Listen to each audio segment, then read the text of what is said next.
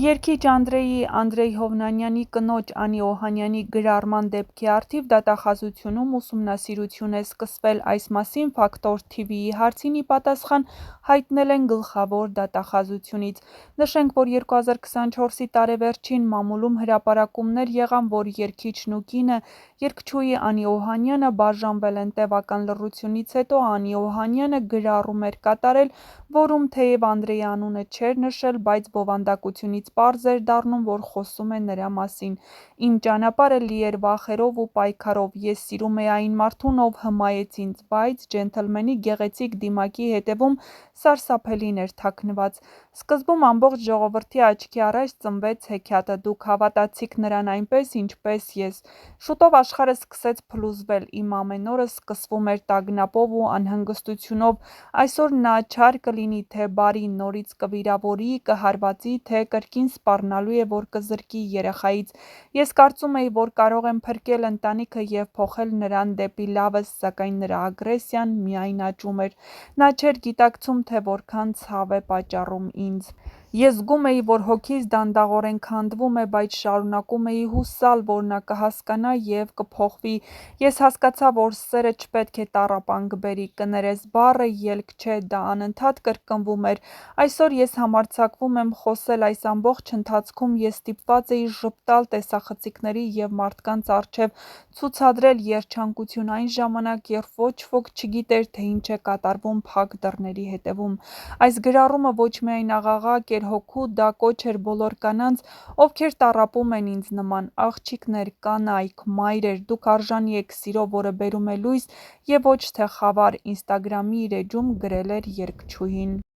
Անդրեյի և Անի Օհանյանի ամուսնալուծության շուրջ ստեղծված աղմուկը այսօր վերածվեց լայն քննարկման, սակայն այս պատմությունը նոր չէ։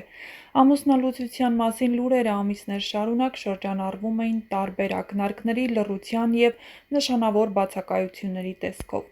Մինչև այժմ երկուսն էլ չեն տվել կոնկրետ բացատրություն, բայց Անիի վերջերս արված գրառումը կարծես թե պատուհան բացեց ներսից նայելու այն ամենին, ինչ տեղի է ունեցել ջերմ ժպիտների ու կատարյալ լուսանկարների ետևում։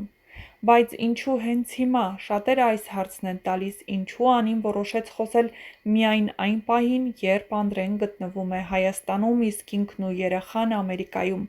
Համացանցում օգտատերերի մի մասը կարծում է, որ սա պարզապես համընկնում չէ, ոմանք վստահ են սա հատուկ հաշվարկված պահ է, երբ Անդրեն չի կարող անմիջապես արձագանքել, ինքնապաշտպանվել կամ պարզաբանում ներկայացնել։ Իսկ ինչու է Անդրեն լռում։ Սա ևս հարց է, որը քննարկվում է ամեն տեղ, մեկնաբանություններից մինչև լրատվական կայքեր։ Ոմանք կարծում են, որ նա պարզապես հարգում է անձնական տարածքն ու ընտանեկան անցյալը,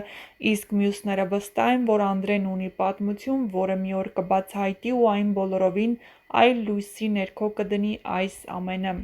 Եվ մինչ Անդրեն շարունակում է լռել, Անիի գրառումը ոչ միայն հասարակության, այլ նաև հայտնիների ուշադրությունն է գրավել, կարծիքները կրկին բաժանվել են, ոմանք աջակցում են Անիին ու նրա քաջությանը, կիսվելու ցավոտ ու հիշողություններով, իսկ մյուսները պաշտպանում են Անդրեյին, նշելով, որ նրա լռությունը արժանապատիվ պահվածքի նշան է։ Անդրեն լռում է, բայց որքան շատ է նա լռում, այնքան շատ են խոսում բոլորը։ Ոմանք փորձում են արդարացնել նրան, ասելով, որ նա պարզապես չի ցանկանում հրապարակայնացնել ընտանեկան խնդիրը, մյուսներն ասում են լռությունը միշտ արդարացում չէ, լռությունը երբեմն խոստովանություն է։